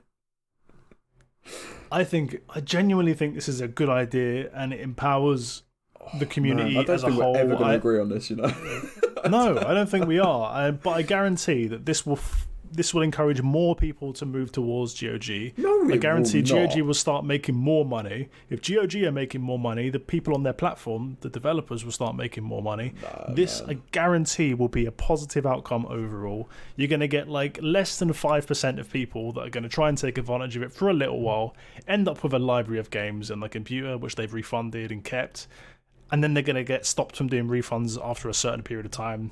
They're going to turn around and go, this person's refunded 12 games this week. Let's just turn his refund privileges off. But that's what I mean. And that'll be it. Those are the restrictions you have to put in place, and that's one of them. Fine. And it's the same thing. Like, you shouldn't be allowed to have, I don't know, like Steam probably have a limit. You know, they probably say you can have 1 refund a month or 2 refund a month or whatever. And that's fine. And that's a restriction that they need to put in place. They can't just have a blanket thing across where they just go, you can do whatever. No, I've said this already. In their refund, they've said we reserve the right to stop you from getting refunds if you start taking the piss. I've said this. Yeah. That is in place already. Yeah. Yeah, so I don't see what the problem is. I think it just encourages people to be more confident with their purchases and will filter more money into the studios that deserve it most. I can see that side of it, yes. But it means people will make more spur-of-the-moment decisions, in theory. And GOG are amazing in terms of the percentages that they take as well. They're far less than any of the other companies. I can imagine if they only took $8,000 last year, or they didn't sell anything, or their percentages were piss poor. Well, that's profit. That's not how much they turned over. Yeah. They probably turned over millions, but that's the point. They're giving all of it back to the studio, the developers, and investing all of it again. The fact that they haven't got a massive profit margin doesn't mean they're not selling games. It is a very odd decision to make. But yeah, it's odd, but we've never seen anything like it before, and I know it sounds like I'm just saying, we love GOG, we love CD Projekt because everyone loves CD Projekt. I genuinely think this is a really positive step forwards and that other companies should follow suit. I disagree because I don't that in that case it should apply across everything, like you said, like cinema and buying DVDs and buying. It should. No, we should. Oh my God, we can't go through this again. Electronics have a 2-year manufacturer warranty in most cases. It doesn't matter. Manufacturer warranty if it breaks. You can't buy a Blu-ray, decide you don't like the film, and then take it back. You can't do that. But films are different because films are like a one-time short experience thing. It's like Blockbuster. That's different. Yeah, but generally speaking, it's a bigger investment. It's like, oh man, it's not. We're talking indie games. Okay, talk Gris. Gris is a 4-hour indie game. Yeah. Yeah. And how many people are going to play that, finish it, and say, that was good, but I want my money back? Most people that actually appreciate that game are going to go, you know what, that was fucking amazing. Yes. The developers are keeping my money in this instance. For a change, I'm going to stop refunding games now because I feel bad because that was fucking amazing. Some people that didn't like it will refund it. Yeah. Right. Rightly so. They didn't like the game. Why should they have to pay for it? Because you've bought it. That's just how it works. That's how it has worked. The only industry that this works in is the food industry. That is the only time you can send something back once you've already consumed it and say you want your money back. That's the only place it works. Everything else, you buy it, that's it, you're done. You can't walk out of Thorpe Park and just be like, I didn't enjoy those rides. Can I have my money back, please? It doesn't work like that. It doesn't work across anything. So what makes you think they can do it? It makes no sense. You know what? We're going to have to agree to disagree because this is going to go on forever. Kevin's fallen asleep. What's happened? I'm sitting back and I'm watching the fight. Kev, what's your opinion? Who do you agree with? In one word. I think there's lots of potential in terms of people being able to experiment with games that they would never experiment with before. I like the idea that, for example, if I was to myself buy Gris on GOG and I wasn't to like it, I have that option of being able to refund the game, meaning that I have that opportunity to just continuously find different games. But I do. Okay, let me put another point across then. Sorry. No. I do see the part that if people are buying a game and they play it, for example, if I was to buy Gris, I played the whole game, and even if I did like it, I could still refund it. If I didn't like it, should I be able to refund it if I played the whole game? If you don't like the game, you don't like the game. And you should just refund it when...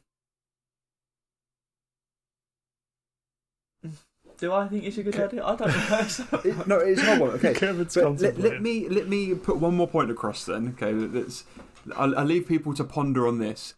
What would have happened to No Man's Sky if it was only out on GOG and this policy was in place. They would have bucked their ideas up. No, they wouldn't have. They would have gone bankrupt. They would have lost all of their money because everyone would have refunded, and that's it. They're screwed. No, Sony paid for it, man.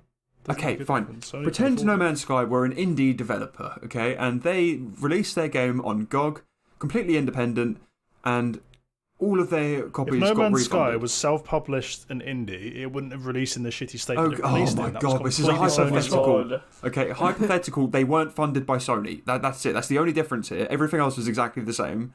They would have been completely screwed over.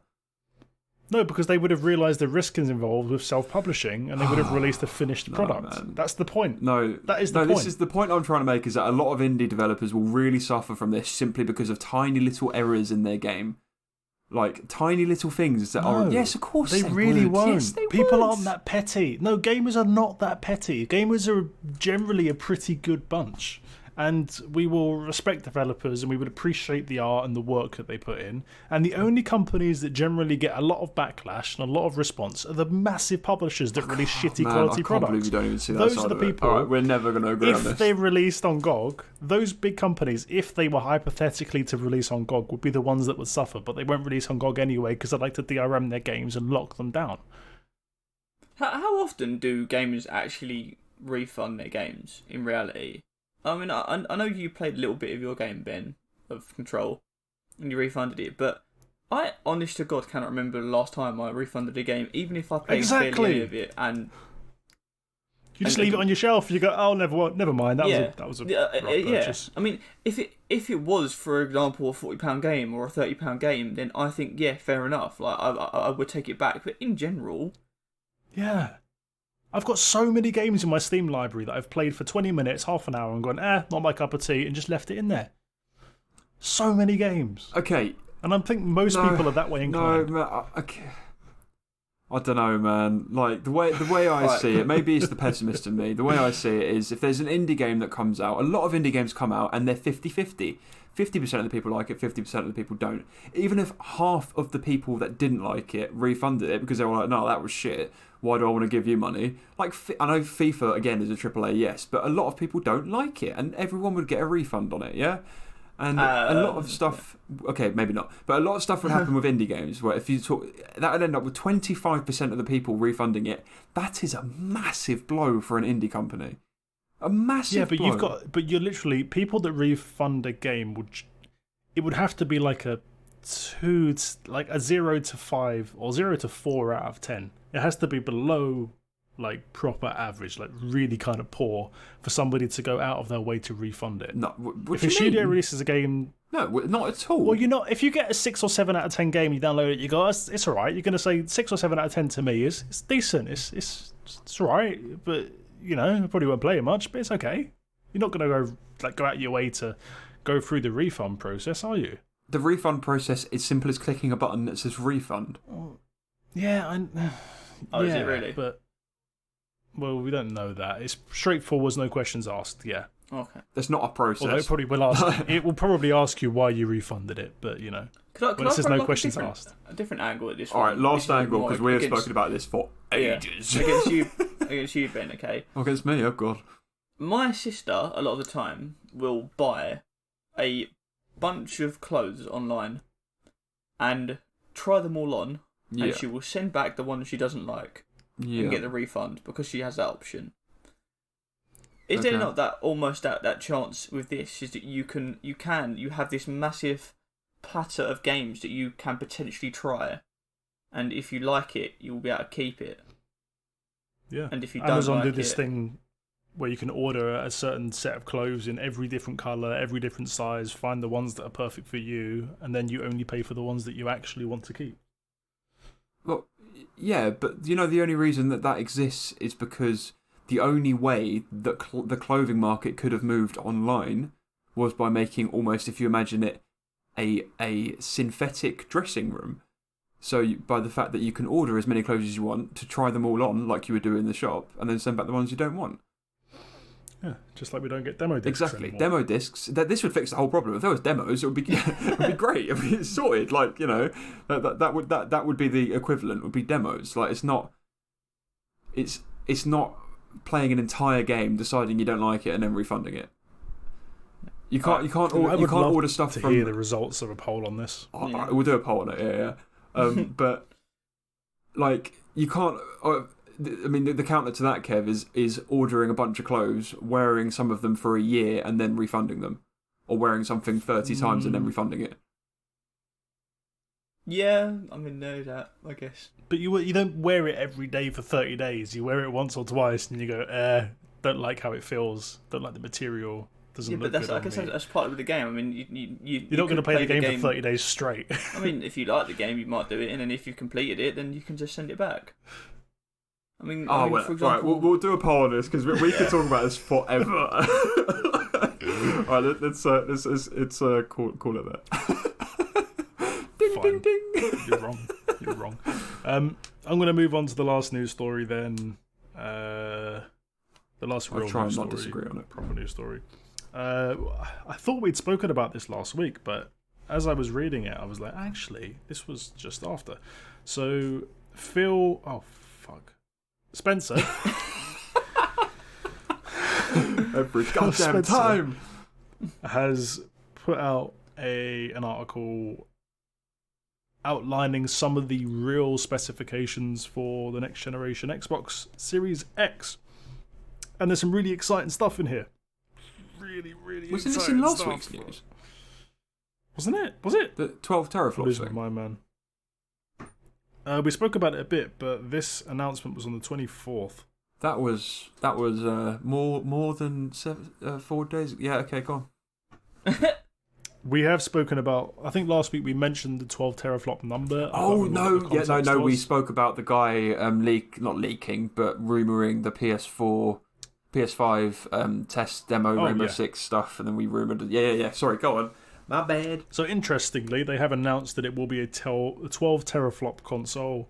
There's a picture they put out basically. So what I'll do is I'll quickly read through the points that were in the picture, the main headline points. And then I want to go through a couple of those and explain why they are really, really big deals. So you've got 12 teraflops, which is the GPU processing power, which is by number twice as powerful as the most powerful Xbox One, which is the Xbox One X, which is about 5 or 6, right? So it is twice as powerful. That is insane. I can't even comprehend this jump, man. Let me get to that as well, because we've also got VRS, so that's variable rate shading. We'll talk about that in a second and what that is. We've got hardware accelerated DirectX ray tracing. We'll talk about that a little bit as well. We've got quick resume for multiple games. That was a weird point. The way they had said that was very weird. Like, they didn't make it sound like a feature. They sort of went like, well, the developer can implement it, but surely that should be more of an actual feature of the console, shouldn't it? It's talking about the power of the hard drive and the read and write speeds more than anything else. And you and I have both got a Switch, Ben. So you know the feeling of just pressing the on button on your Switch and suddenly your game is ready for you from where you left off. It's quite a nice thing, right? Glorious, so being able to do that with multiple games is quite a cool thing. I'm a freaking idiot. Jesus Christ! Did you think I was talking about something else? No. Oh my God! I thought it meant that lots of games will have this feature. I didn't. Oh God, no, it will save the state of multiple games. I know. I'm sorry. That's what my point that I made. It makes no sense. Anyone that understood it correctly, right? Like the actual press, the multiple things, and I've just gone and said that. They've gone, what? What's he talking about? Yeah. Right. Now it makes sense. Now it's a good thing, right? Because that's great. Yeah, that's mad. Finish playing Zelda, take the cartridge out, put Mario in, play that for a few hours. Yeah. But switch you can back see to why Zelda I was saying it was a weird point. Because in my head, I was just like, some games will support this feature, others won't. And I was like, isn't that more of like a hardware feature, not a thing? But yeah, sorry, I'm an idiot. Continue. And the last point is smart delivery, and that's really interesting, especially as Cyberpunk and what's the other one? Halo Infinite will definitely be supporting this from the get-go. We'll talk about what that is as well. So we'll start back from the top again. 12 teraflops on paper is twice the 5 or 6 that the previous generation was. However, the general screenshot that it's showing to everybody doesn't include the fact that this is running on what they call RDNA 2 architecture. Oh, of course, yes. And that's essentially, without going into the details of the silicon and whatnot, it's essentially it's also dumb it down, Dan. Dumb it down. If anybody's got an Xbox One, not the Xbox Series X, just the most recent Xbox One, this is on paper 8 times more powerful than that. So it can technically accomplish 8 times more. However, the fact that all of this runs on AMD's Zen 2, which is their latest architecture, I'm trying to think of a better word for that, architecture, and RDNA 2 architecture, means that it's not only on paper far more efficient, far more brute force powerful, but it's massively more efficient. So 2 times on paper could eventually be something like 4 times real world performance or something like that. It could be significantly more than 2 times. This could be huge. Like, I'm trying to think of another example. It's like saying, I don't know, man. I haven't got a good example. That's all right. We get the picture. It's mad. It's huge. Yeah. It's a huge deal. On top of that, what they're doing is focusing a lot more on some of the really clever, intelligent rendering solutions and software underneath the hood. So VRS, which is the other thing that they're really talking about, is variable rate shading, and what that essentially does is can detect certain things and objects within the game or on the screen and render them at different resolutions. So you know how, again, this isn't an analogy, this isn't how it's going to work exactly, but you know how in a first-person shooter game, when you aim down the sight, it will blur everything around it and focus the thing in the middle, it'll have like a depth of field effect. What the console can do in that kind of situation, in theory, is actually render everything else outside of the aim down sight tiny little thing window that you're looking through in a really low resolution, and the thing in the middle at a crazy high frame rate and resolution. And because it can do that, it knows where your eyes are focusing, it knows which objects need to be really high res, and that is going to be a game changer as well. Like that could, that's going to be crazy for frame rates and. I'm interested to see how they implement that, because that could be really cool. Because it's almost like aperture on a camera, where so you could put like a character in like mad detail and focus, and everything around it not so much, but the detail on that character can be completely ridiculous, if that makes sense. Yeah. The example that I use is maybe a bit misleading, but you might also find that textures that are in dark areas that don't need to be rendered, it can render at really low resolutions, or when it knows that it's looking at a close-up shot of an eyeball, it'll be super high res, and it's mainly for performance and speed of rendering, and it's going to be a big deal. And the next step to that is something called foveated rendering, which they use or are experimenting with in VR headsets. So if you look around the room, like with your actual eyeballs, you'll notice that the thing that you're looking at is obviously in focus, but everything in your peripheral vision is blurred out and not really. Your brain doesn't really need to render it, right? It's only the thing that you're actually looking directly at. Yeah. So they're in VR going to be able to do that as well pretty soon. So the things that you're looking at, you could bring a piece of paper right up to your face and read it in crystal clear detail, but it will save on GPU power by blurring things out that your eyes are not physically pointed at, which is why next generation VR headsets are probably going to have eye tracking. This is pretty cool. Similar technology. I think that's going to make some massive leaps and bounds. Ray tracing. Everyone knows what ray tracing is. I would hope so by now, but if you don't, it's basically the rendering of light in physical simulation ways, like shiny guns and shiny things and water reflections. Yeah, but it's more than that. It's actual reflections. It's actually shooting a digital proton or beam of light into a scene and simulating how it bounces off each. But to the everyday man, it makes your guns look shinier, your water look reflectier, and your armor look danker. God, you're downplaying one of the most amazing pieces of rendering technology that we've ever seen. No, he's making it for the people that don't necessarily understand. Yeah, but I like to try and explain it. No, you can explain it. We're running out of time. I'm explaining it to the kids. I'm explaining it to the kids. You're explaining it to the mature people. Okay, so kids, shiny, reflectia, and danker. You're welcome. Danker. Sure, that. And then that's basically it. But a couple more things they say is SSD storage is going to be state-of-the-art NVMe fast hard drives for loading speeds that are basically instantaneous. Potentially gaming performance changes with that as well. But they seem to be touting that even in the next generation quite a lot. Quick resume, we've spoken about, we know what that is now. Ben's just discovered it. Dynamic latency input, or DLI. Apparently they're going to somehow, we've heard about this with Stadia, they're going to somehow eliminate the input latency or input lag between your controller and the console. It's quite funny though, because when Xbox say it, I'm like, oh, cool. When Stadia say it, I'm like, you ain't doing that. Yeah, Stadia's talking about latency between them and their console, which is 300 miles away in a data center. Yeah. Xbox are talking about it being between the controller and the console, which is 6 feet away. So is it thing. That, or are they saying like internet wise? Because the controller thing. No, they're not. Are you sure? No, they're not. They're saying that it's a high bandwidth connection protocol between the controller and the console. That doesn't really feel like a massive point. Oh yeah, it's a big deal. Like especially for. Right, Kev, as the average consumer, does that sound like a big deal to you? No. Cool.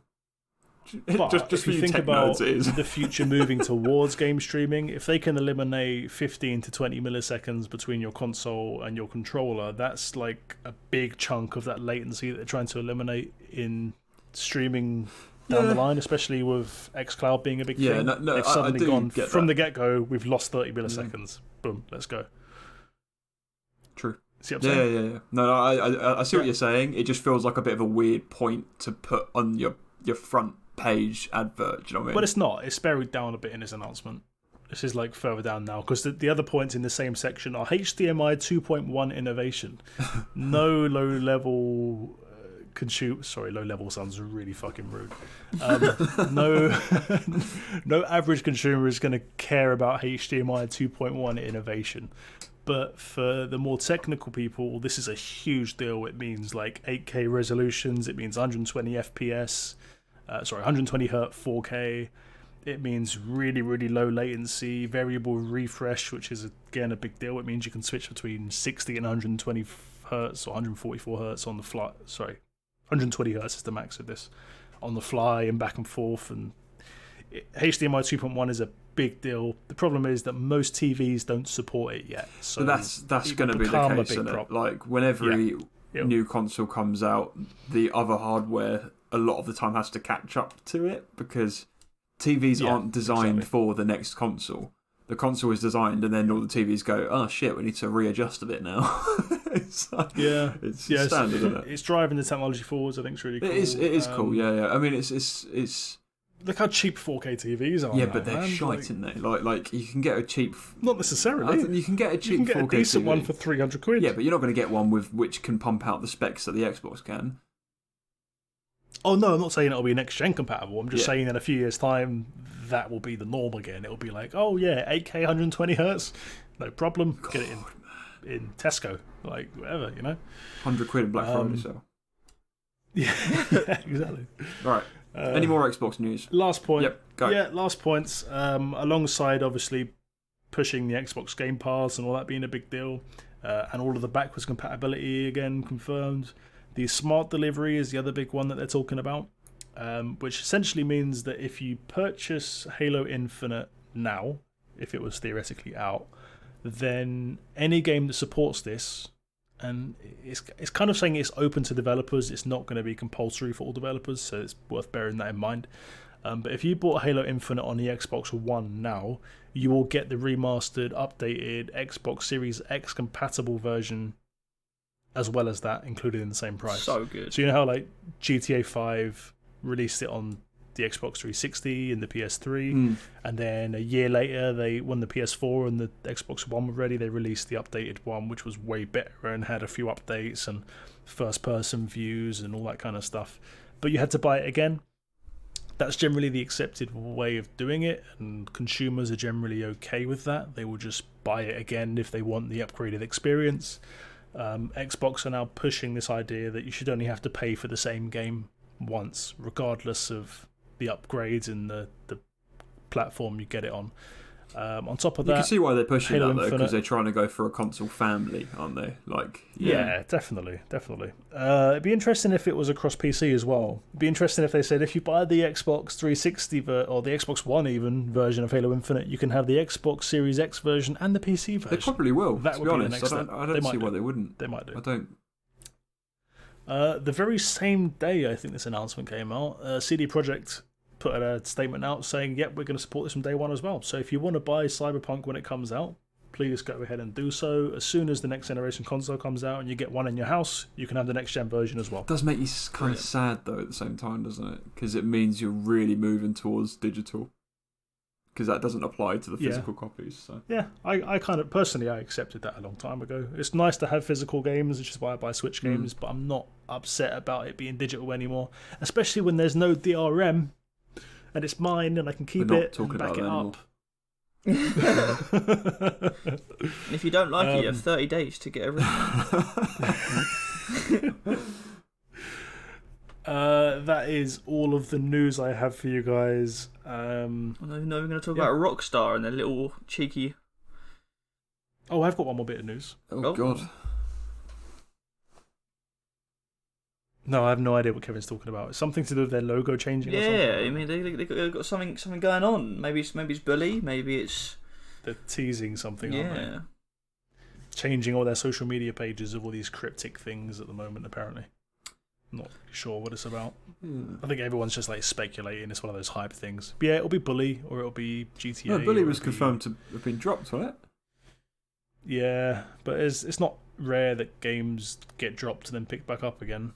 That's the curveball they're throwing. Yeah, maybe. I mean, we know GTA 6 is in development, so maybe it's that. And also what's his name? One of the brothers left. I don't think they're in any rush whatsoever. To be honest, they're making shit ton of money from Red Dead PC and it would be GTA, awesome. But it would be amazing. GTA 6 next gen launch day title. Oh, that's a big one. That I'm all over. Do you want to hear a nice story? Just a really short one to end up the section. Yes. So there was a story that came out in Japan's largest newspaper a little while ago, or one of the largest newspapers, about. It came from 70-year-old Kuniko Tsusaga. Sorry, butchered, but I apologize. I'm sorry. Kuniko Tsusaga, I think that's how you say it. Recounted how her mother had always had a Game Boy nearby. An original Game Boy, like not even the Game Boy Pocket. You know those big old chonky things that took like 2 AA batteries, right? Yeah. Always had one nearby. Always played Tetris. When she was 95 years old, her health, the mother's health, severely deteriorated.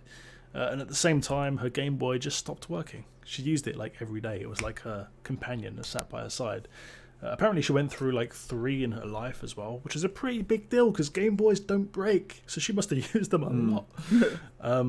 So it's quite a nice, funny little story. So she was speaking to her son, and her son mentioned about Nintendo and how their customer service was pretty good.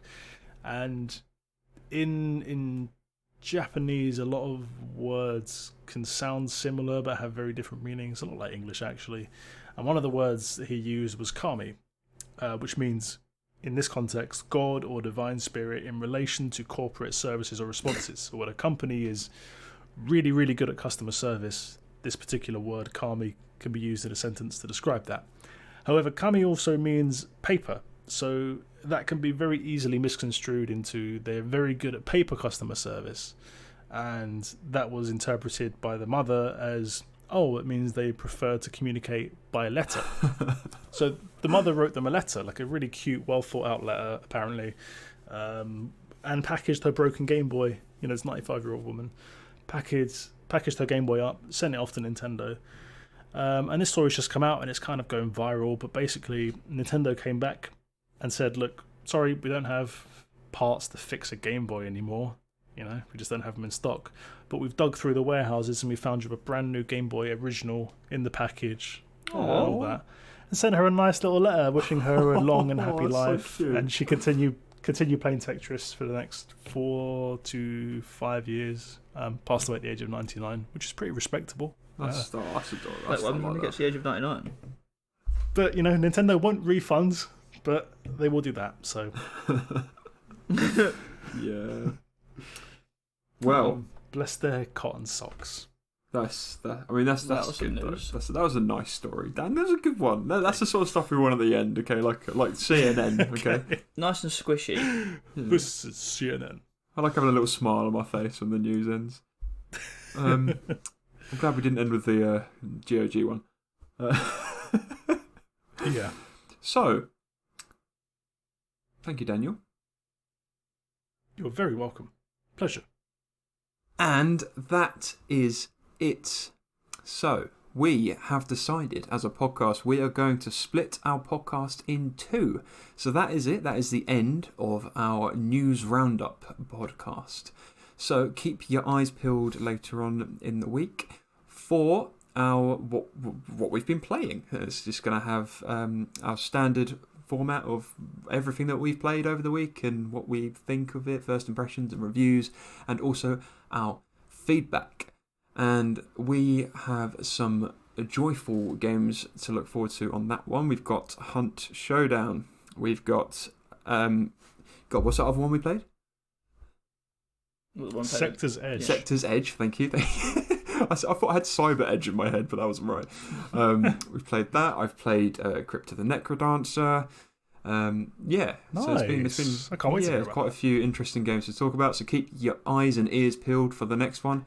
And spoiler, I will be talking about one of the best games I have ever played in my long gaming career, which I cannot wait to tell you the story of. You have to listen to the next podcast. Listen to Dan talk about this game. I had the joy of witnessing it from a third party, and it was hilarious to watch. But that's it, guys. News is done. See you on the next one. Toodaloo. Pickle. Bye.